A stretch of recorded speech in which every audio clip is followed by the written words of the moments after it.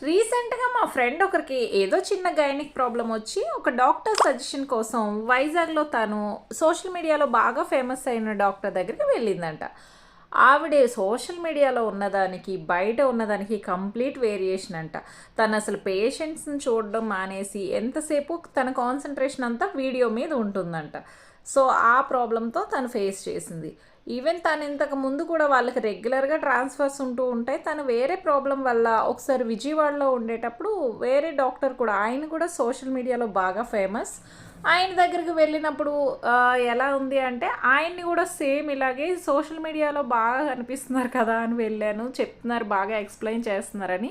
తీరా అక్కడికి డైరెక్ట్‌గా వెళ్ళేసరికి మన సమస్య ఏంటో కూడా ఆయన కనీసం వినట్లేదు. మన ఫేస్ కూడా చూసి మాట్లాడట్లేదు. అసలు మనం చెప్పేది వినిపించుకోవట్లేదు అంటుంది.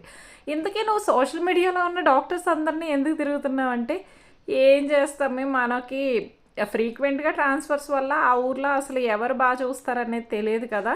ఏదో సోషల్ మీడియాలో చాలా పేషెన్స్‌గా బాగా వింటున్నారు. పేషెంట్లు చెప్పేదంతా విని బాగా ఎక్స్‌ప్లెయిన్ చేస్తున్నారని వాళ్ళ దగ్గరికెళ్ళేసరికి రియాలిటీలో కంప్లీట్‌గా ఆపోజిట్‌గా ఉంటుంది అని తన ప్రాబ్లమ్ చెప్తుంది.